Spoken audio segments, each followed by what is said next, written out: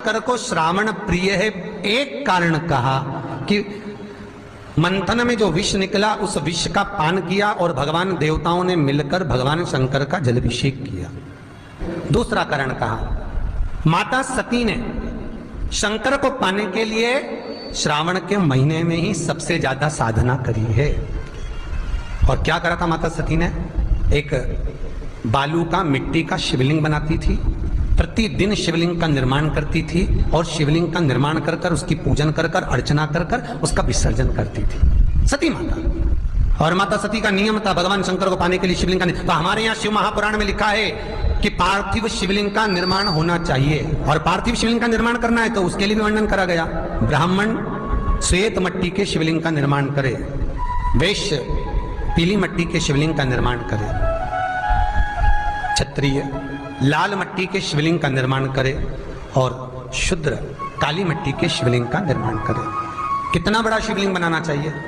अगर हम पार्थिव शिवलिंग का निर्माण कर रहे हैं या हमारे घर में हम कोई मूर्ति रख रहे हैं या हमारे घर में हम कोई मूर्ति को विराजमान कर रहे हैं तो उस मूर्ति का भाव कितना बड़ा होना चाहिए? तो कहा जमीन पर अपने हस्त कमल को रखकर अंगूठे को ऊंचा कर कर देख लो, बस इतनी बड़ी मूर्ति घर के अंदर होना चाहिए। चाहे वो लड्डू गोपाल की हो, चाहे वो दुर्गा भवानी की हो, चाहे वो राम जी की हो, शंकर जी की हो, कृष्ण की हो, जिसकी रखना हो, बस इतनी बड़ी मूर्ति घर के अंदर होना चाहिए। क्यों? इससे बड़ी अगर मूर्ति होती है तो जैसे मंदिर में सेवा होती है उतनी सेवा की उसको जरूरत पड़ती है, और अगर इससे छोटी मूर्ति होती है जितनी छोटी होगी उतनी सेवा कम करना पड़ती है। तो मूर्ति जितनी छोटी होगी उतना सुख प्रदान करेगी, उतना सुख, उतना आनंद देगी।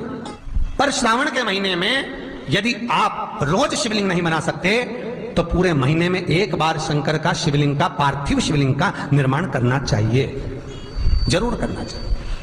और पार्थिव शिवलिंग का निर्माण कर कर उसकी आराधना, उसकी अर्चना, उसकी पूजन करना चाहिए। नमः शिवाय, ओम नमः शिवाय, ओम नमः शिवाय, नमः शिवाय। पार्थिव शिवलिंग का जब भी निर्माण करें किसी थाली में या पात्र में जिसमें भी आप निर्माण कर रहे हैं, उस पार्थिव शिवलिंग को बनाने से पहले उसके अंदर, पात्र के अंदर एक बेलपत्र रखे। बेलपत्र क्या? आपको कथा में कल कहा था, बेलपत्र का वृक्ष माता पार्वती के नयन अश्रु से प्रकट हुआ है और रुद्राक्ष का वृक्ष शंकर भगवान के नयन अश्रु से प्रकट हुआ है।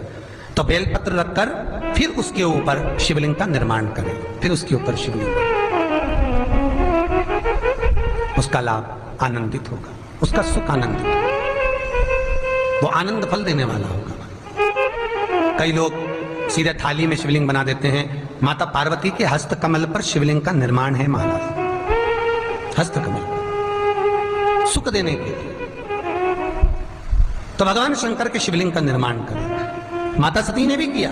यही श्रावण के महीने में माता सती शंकर भगवान के शिवलिंग का निर्माण करती है, पूजन करती है, अर्चना करती है। फिर शाम के समय उस शिवलिंग को मस्तक पर स्पर्श कर कर जलाशय में, कुंड में, जल में, बावड़ी में, कुएं में, तालाब में उसका विसर्जन करती है माँ।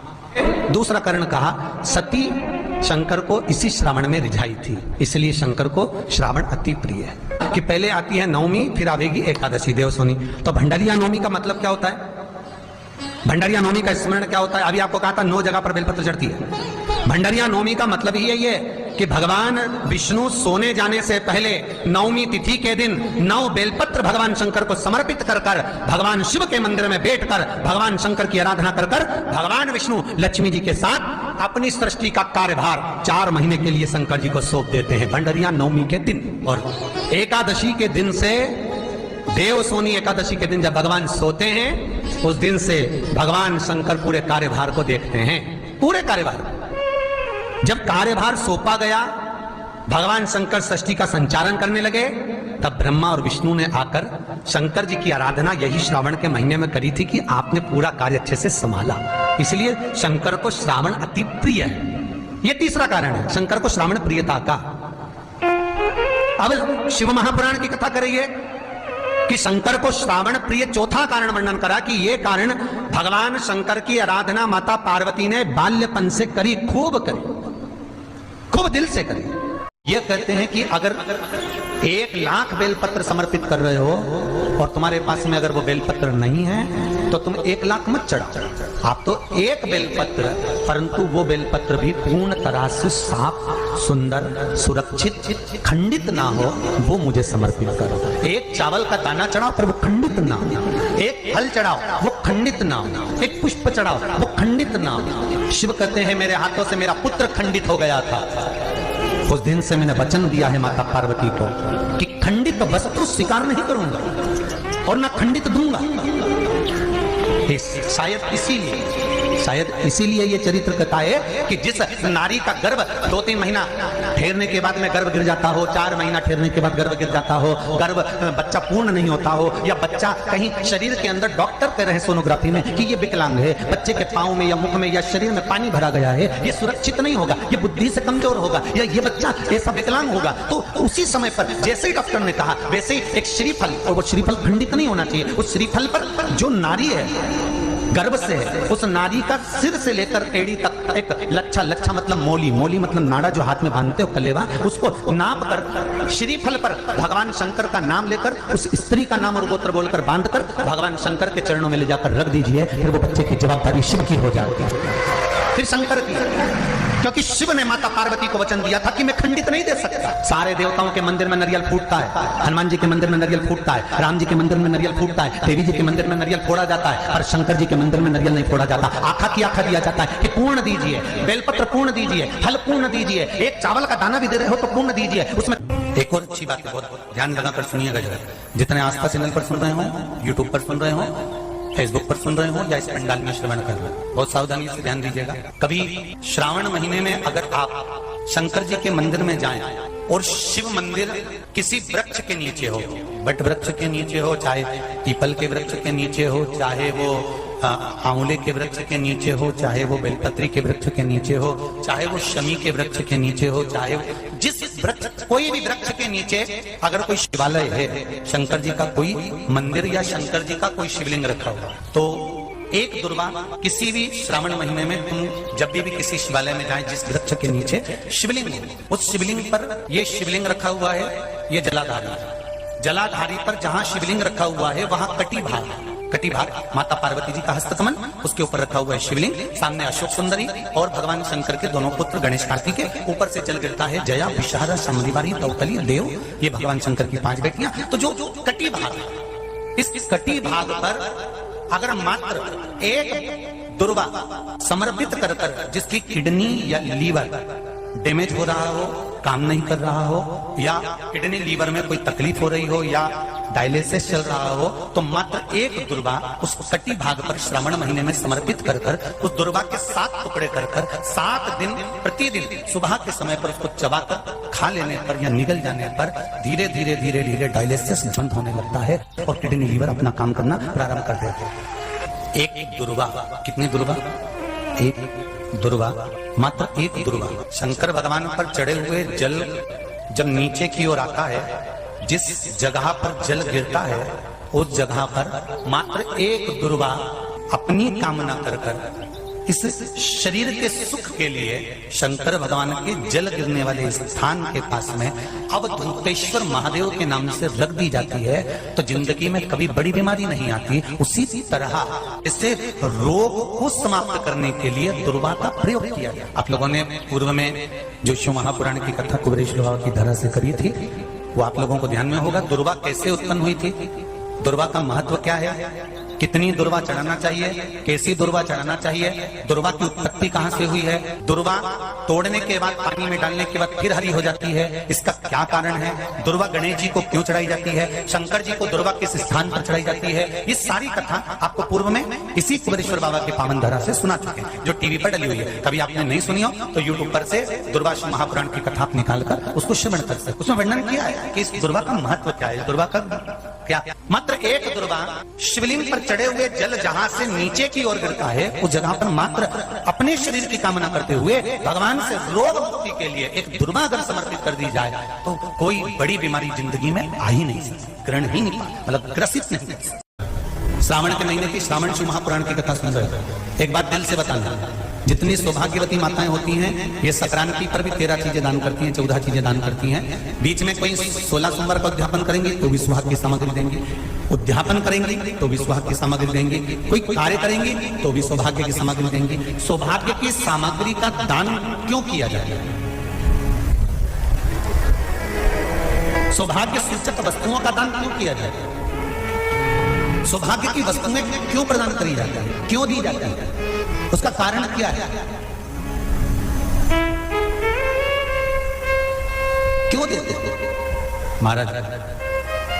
भारत की भूमि की सौभाग्यवती माताओं का एक मन की अभिलाषा रहती है, भारत की भूमि की माताओं की एक अभिलाषा रहती है कि जब उसके प्राण छूटे तो अखंड सौभाग्य धारण करके पति के कंधे पर और पुत्र के कंधे पर शमशान करते।